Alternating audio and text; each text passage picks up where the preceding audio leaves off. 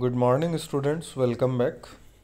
In today's video we are going to discuss outsourcing from the chapter 5th, that is emerging modes of business.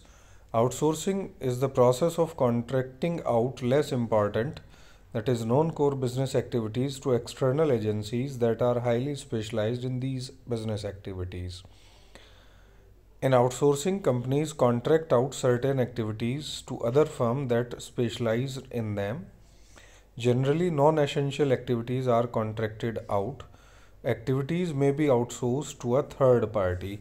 Outsourcing, in general terms, we can say those activities which are non-core business activities. For example, if we purchase an electronic item, we can say that air conditioner. So, the installation process, the repair process is being carried out by third party, that is not done by the company directly, but they have recruited or hired or tied up with other firms or local businessmen who provide such services, and they are getting their work done. We know various companies are running 24 by 7 customer helpline number. If any fault occurs in your air conditioner, then we will make a call. That call is not attended by the company directly, but by the call centers who are skilled and having expertise in that. They attend that call, and for which the company pays a contracted amount for that. यानी कि हमारा जो core business है, हम उसको छोड़ के बाकी चीज़ें किसी दूसरे से कराते हैं जो उस काम को करने का माहिर है, एक्सपर्ट है. Advantages of outsourcing, they are focusing of attention on core activities. अगर हम रिसर्च फर्म है तो हम अपनी रिसर्च पे ध्यान देने की ज़रूरत है. बाकी जो अलाइड काम है वो हमारी दूसरी एजेंसीज जिनको हम पेमेंट दे के अपना काम करा लेंगे, जो उस काम के एक्सपर्ट हैं, हम उनको ट्रांसफ़र कर देंगे.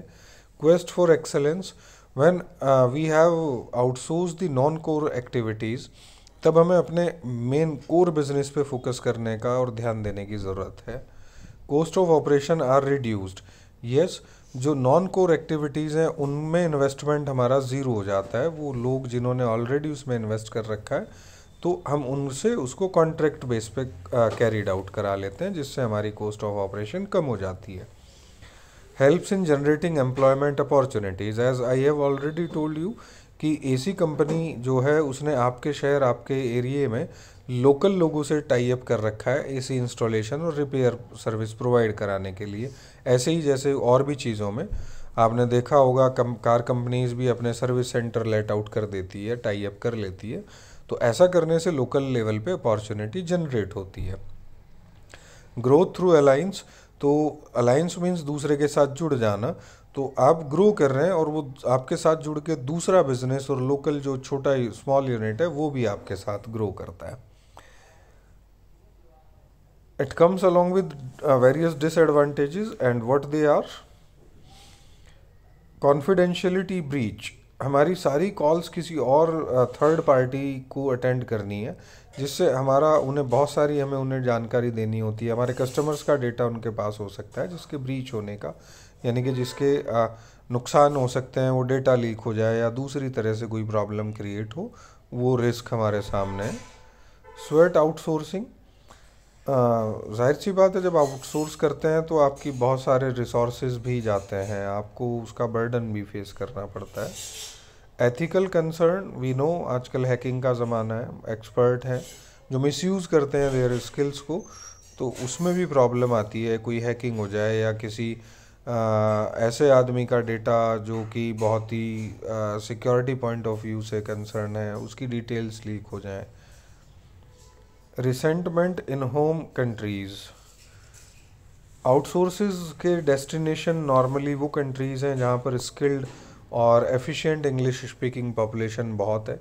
फॉर एग्ज़ाम्पल इंडिया जो है वो दुनिया भर की कॉल सेंटर्स के लिए हब है आज की डेट में.